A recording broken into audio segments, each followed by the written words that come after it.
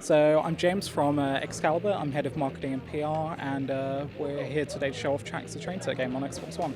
So this is a train build. It's not a building. Is it a building simulator? Or could it be considered a simulator? I would say management game rather than simulator. I mean, you can simulate anything, if you want to. But really, it's a train set building game. If you ever used to play with Brio or wooden train sets, it'll be very familiar to you.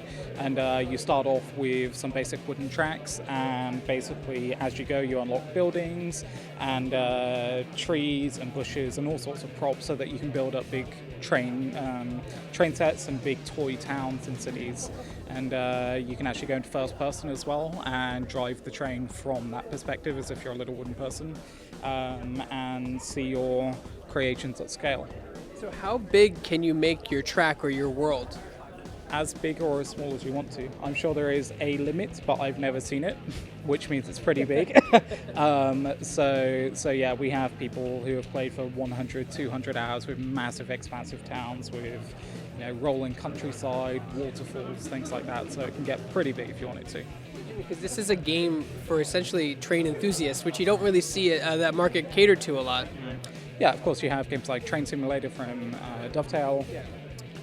But in terms of other train games, no, it's not something that's really catered to a lot. But also family-friendly games and games aimed at kids and their parents have been pretty slow this generation, this console generation in terms of output. So it's really cool, and we get a lot of reviews actually from parents saying that they've bonded with their kids playing this game, and that they spend a lot of time together playing it. So yeah, and especially for train enthusiasts and hobby train enthusiasts, this is definitely something different, which is why we wanted to work on it and why we're working on Tracks. Now it's based in a wooden game train set, but are there actual real locomotives in the game that you can model after or anything like that? No, not exactly. But you can customize the train, so you can customize its colors, the different props and buildings. You can customize their colors as well. If you're into the hobby side of things more, and my favorite detail is on the train customization, that you can actually toggle how good the paint job is. So the paint can be peeled off as well, so it can look like an old rusted train as well if you wanted to. So. I feel like there's also a market for people to send in designs and have them 3D printed and sent to them as well.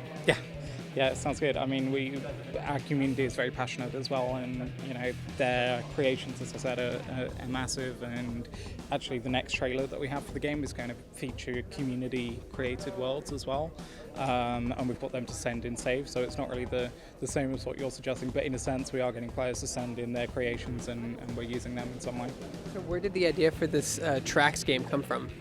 So Tom actually developed this game at a game jam to start with, and the theme was comfy. And basically, yeah, and I think you'll agree that it fits that that brief. But that's basically the game jam, and then we, as a publisher, approached Tom and decided to bring it to a full release. So we went from there. Awesome. When does the game come out? And what platforms will it be on? So it's out already on Steam Early Access, and then full launch for Steam Early Access and Xbox One is scheduled for 11th of October. Any plans for Nintendo Switch? Let's see how the Xbox version goes. With the Xbox and PC shared cross-save, we can download tracks or upload tracks from either platform and continue modding them or playing them? No, unfortunately not. It's platform specific, and there's no way to share your tracks at the moment either, but it's something that we'll consider. But yeah, Switch version is definitely possible. I'd like to do it myself. Yeah, it'd be a cool one for Switch, so we'll see.